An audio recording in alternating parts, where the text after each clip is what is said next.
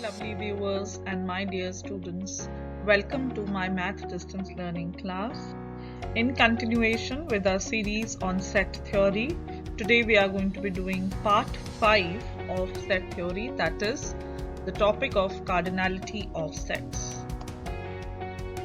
So this topic of cardinality of sets is going to be very useful for grade 9 and 10 students. And in this session today, we are also going to be discussing towards the end some important questions which will help you for your examinations.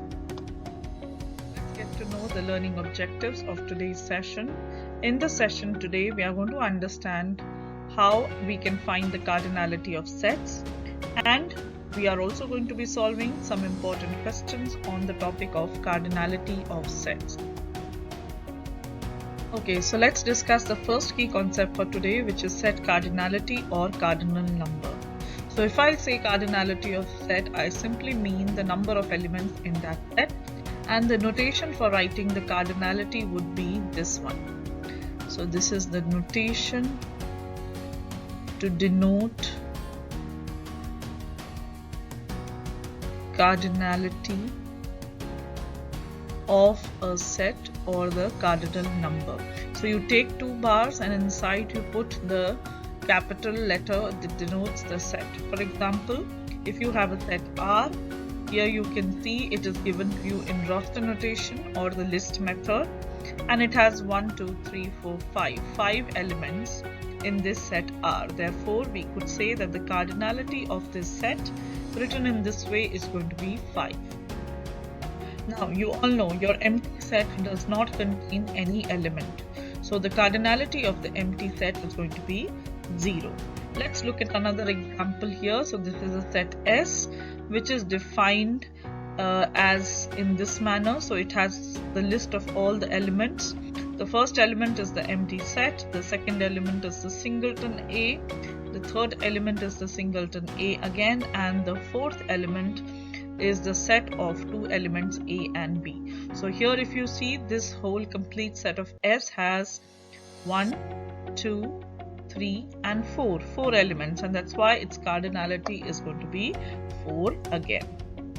Okay, now a set with one element is sometimes also called as a singleton set. So we just saw some examples. If you just have one element like element A or element B, then that is a singleton set.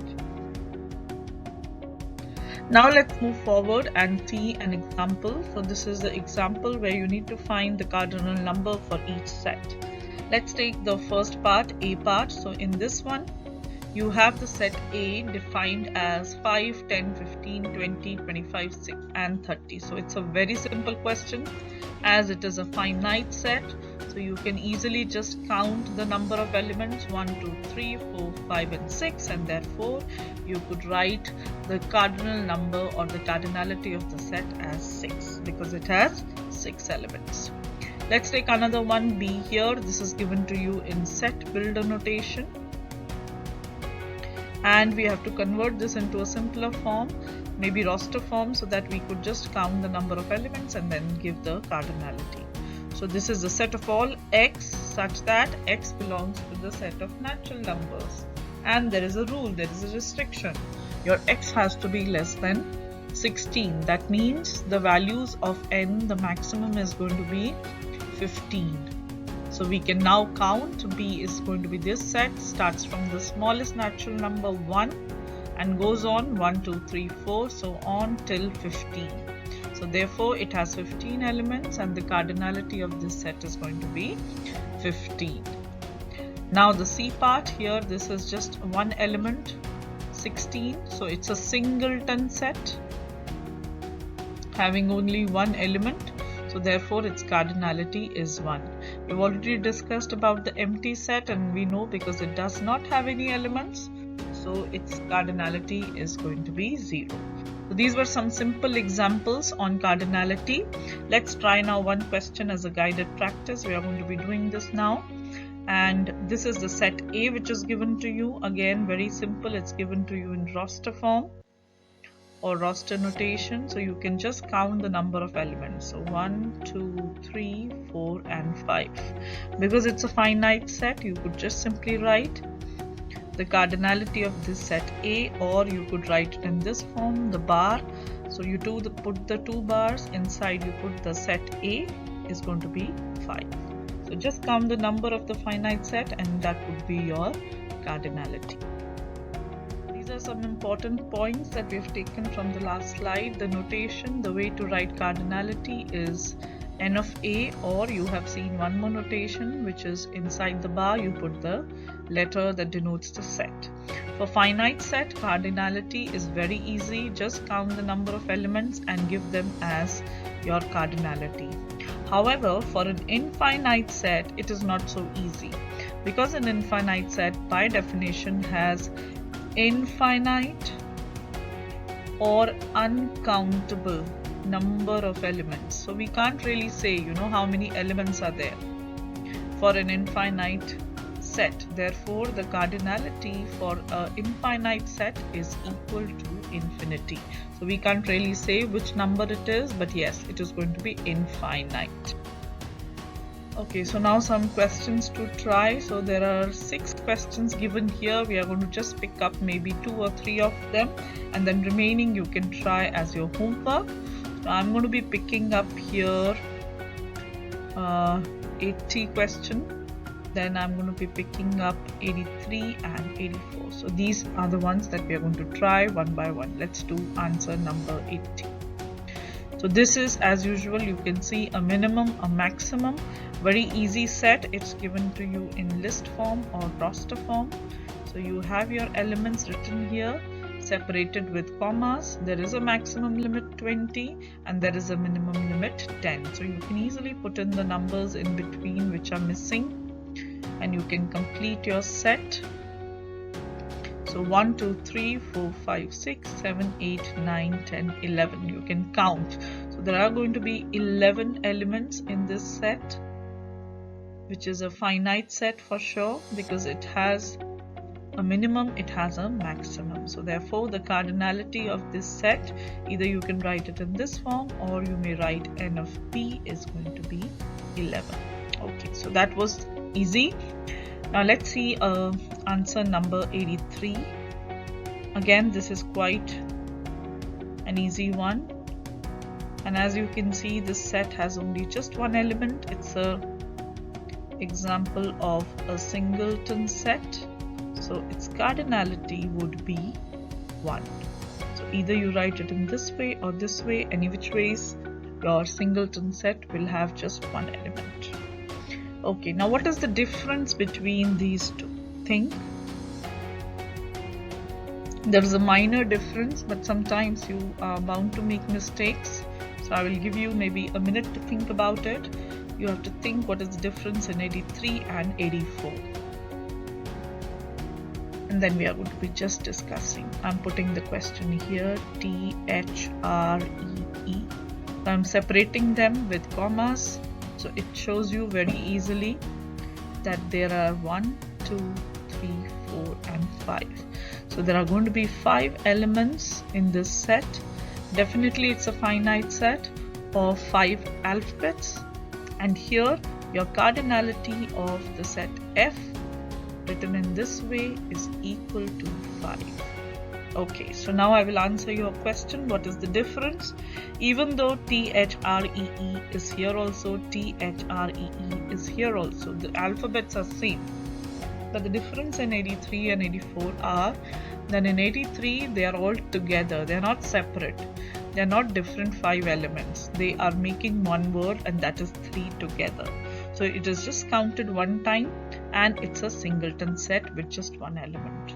However, in question number 84, THREE are separated with commas.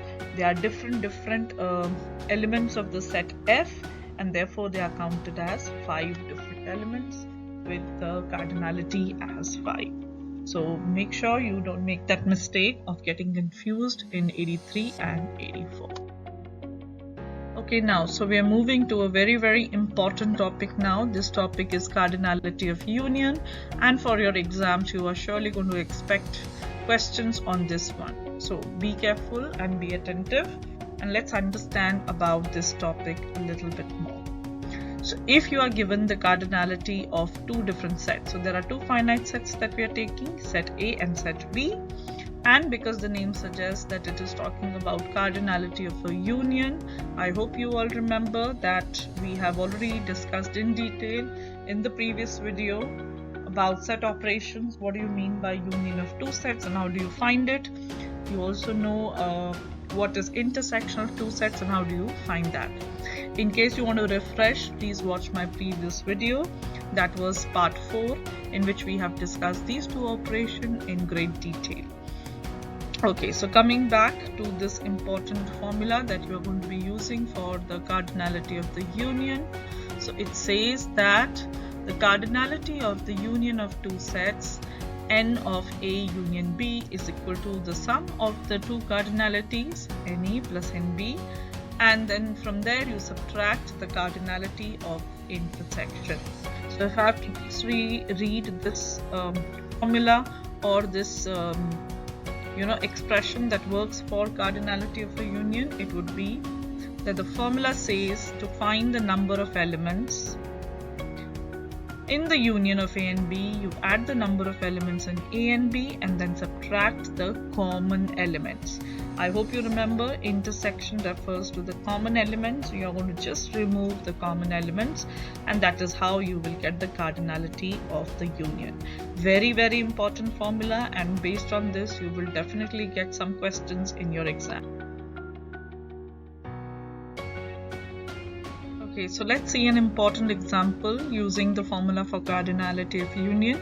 So it's a word problem. I would recommend you to read it 2 times and then highlight the important information and the numbers that will help you to solve it. So let's read it for the first time. In a survey of 100 randomly selected freshmen walking across campus, it turns out that 42 are taking a math class, 51 are taking an English class, and 12 are taking both. How many students are taking either a math class or an English class? Now there are some words which are important here. Let's highlight them while we read it second time, and then we'll see how we are going to solve it.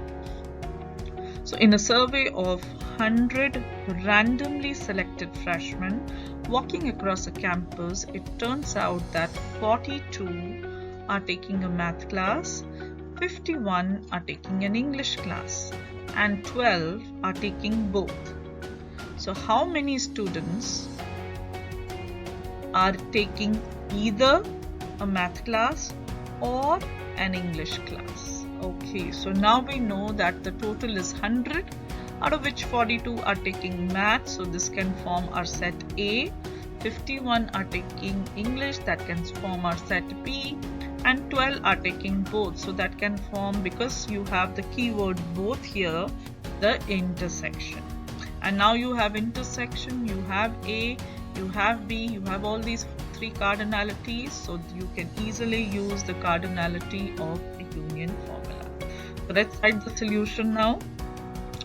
So if we call the set of students taking math as set A and set of students taking English as set B, then we need to find the cardinality of the union. This question, they're asking how many students taking either math or English would be answered by the union. So this is what we need to find. So let's write what is given. So n of A for the math class are 42, n of B for the English class are 51, and their intersection is 12.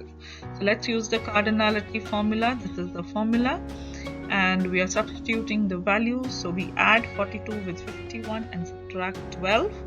That is the common part. So that comes out to be, okay, so very similar to the last question is this one, where you have to again use the formula. That's the hint I'm writing here, the cardinality of union. Now these two parts are quite similar, so we are just going to be working on one of them, and the other one you can try yourself. So this is your classwork and this is going to be your homework. So let's solve answer 51. So first step, we are going to write the formula for cardinality of union. So the cardinality of the union is going to be the sum of the cardinalities of the two set, and from there you subtract the intersection. Very important. So you are given here all the values. Simply you just need to do the substitution and the calculation. So n of A is 15, n of B is 9, and the intersection cardinality is 4. This will come out to be 15 plus 5, which is 20.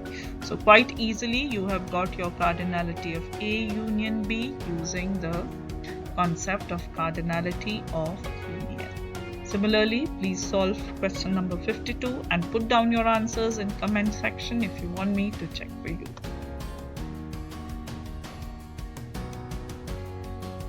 Okay, so now as I promised, I will discuss with you some very important questions that will be useful for your examination. So on the screen is the first important multiple choice question for all of you. There are 4 options A, B, C, D. I want you to use the concept of cardinality of union that we have understood in the session today and solve this question. Tell me, what is the correct answer? A, B, C or D? I'm going to give you a few seconds and then I'm going to be showing you the correct answer.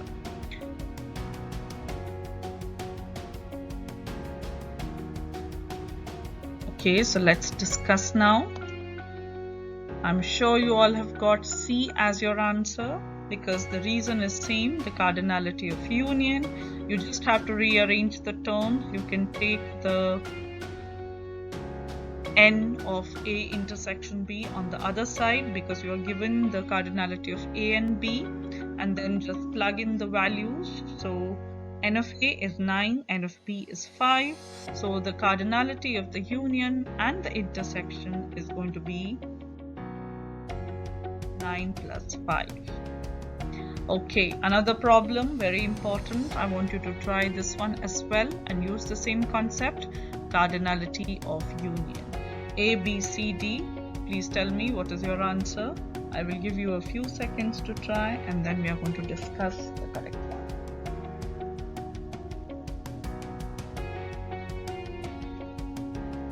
So remember, this is a word problem. You have to read it at least 2 times, highlight the important information.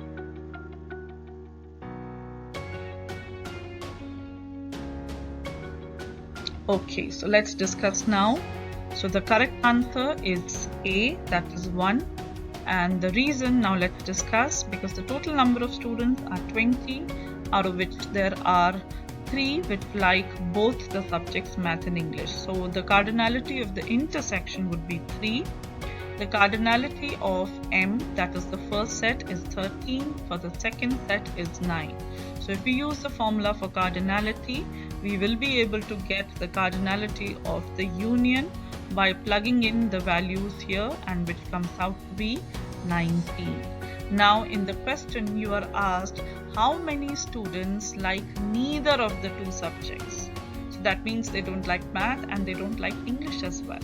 So for that you are going to subtract this 19 from the total, which is 20. So that is why the number of students which like math or English came out to be 19, whereas the number of students which neither liked math or English will be 20 minus 19, that is 1. So that completes our 2 important multiple choice questions, which are going to be really useful for all of you for your math examinations. Okay, and before we end, I have a question here for you which I want you to try yourself in order to check your understanding. It is also very similar to the kind of questions we have covered today. It's a word problem, read it carefully, and there are 5 options. It's a multiple choice question. Please pick up the correct option and put it in the chat. I will discuss with you and check your answer. So with that, we have finished with the learning objective of today and completed the topic of cardinality. Please revise today's session, and looking forward to meeting you all in my next session on set theory. Until then, that is all from my side. Don't forget to like, share and subscribe to my channel, Mathematics Made Easy, for learning more and more of math videos. Bye students.